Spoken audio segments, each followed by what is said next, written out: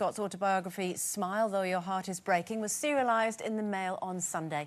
In it, she reveals intimate details of her courtship to the former Deputy Prime Minister John Prescott. Speaking of their first ever romantic trip to London, she says her mother imposed one condition. When John told my mother what he was planning, she said, I want to see the hotel receipt. 2 separate rooms, John. That's how it'll be. Now, the second room was never used, apparently, but he did what he was told. He did book 2 rooms. So when it comes to sharing beds with boys, do you think it's the case of not under your parents' nose, if you know what I mean? I have to say, I'll just tell you this story. My mum, my first ever telly was The Misfit, this series starring Ronnie Fraser, this actor, who was kind of renowned for, he was quite wild and used to drink quite a lot. He's dead now, God bless him. But we'd all been out to lunch and he rang my mum. You know, it was like my first profession. He went, hello, it's Ronnie Fraser here. I want to take your daughter to Paris for dinner. And my mum just said, really? But don't be so silly. How will she get home?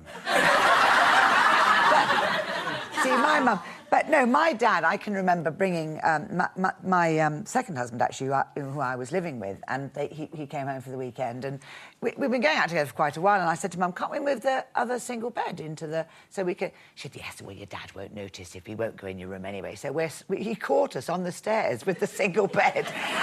and not in my house, you're not. Oh, come along, you know, No, she can do what she likes in her house, but not... So we never did, and actually, I suppose... I kind of understood, I respected it was his house. And are you the same with your boys? No, I have to say with the boys, I'd rather have them, whatever they're doing, I'd like to know they're doing it under my roof so I can keep an eye on things. But not in close communication, with a glass to the wall or anything, but... Because I think all parents do know, to a degree, what's going on. I was about 18, 19 when a boy first stayed in my mum's house, and we didn't have a spare room and we didn't have a, like, put-you-up or anything like that. So I said, oh, we could just come in with me. We won't do anything. That old chestnut. But did you do anything, or did you feel like it was wrong in your parents' house? Well, you can't exactly surrender to the moment in your parents' house, can you? Yeah. But I think... I was 18, 19, and I think my mum had some idea that we might have a kiss and a cuddle. And I think she didn't really want to go there. I think some parents would rather not know. I think if you're 15, then I think perhaps you ought to address it and make sure they know what the you know, the repercussions are. But illegal. Yeah, well, yes, of course, yes, exactly. But I mean, it goes on. So I think in some ways parents turn a blind eye because it's embarrassing as well for you as an 18, 19-year-old walking out in the morning when you've had your boyfriend stay over and... My parents were like your parents, Lynda. It would absolutely just not be tolerated at all. So instead, when I was 19, my parents have gone back abroad again. I can talk again now.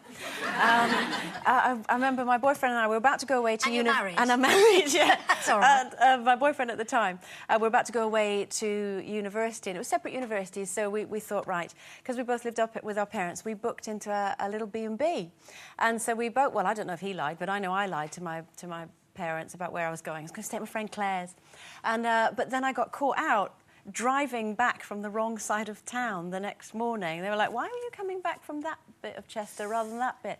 So I just came completely clean and said to Mum, I don't want to lie to you. I was in this B&B and we love each other and we're going away. And she went, I really wish you hadn't told me.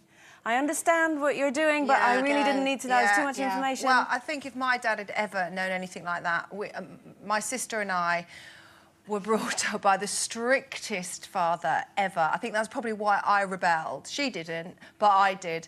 And we were never allowed to. Mandy had her boyfriend before me because she was older. She's in today. All right, Mand. And she had her boyfriend, and he used to stay over, apparently. And apparently, she told me that when my dad came in, I used to hide him under my covers. Why? I don't know. I can't remember any of this. But we used to hide him because he was supposed to be sleeping in the spare room. And when I started having boyfriends, I never, in a million years, I didn't want him to know anything, and because he was so strict. But I've got it. When I went to London, lived with a boyfriend, came back, and then started seeing my ex-husband, and I was 24. 25. This is before he was your ex, obviously. Yeah, this is before I married him.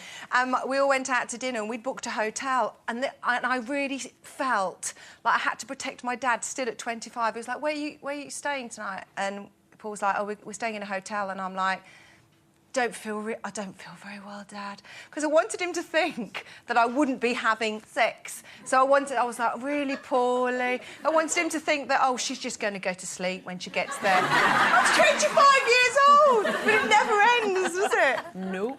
That's why I have to wait till my parents move abroad. Yeah. Okay, listen up now.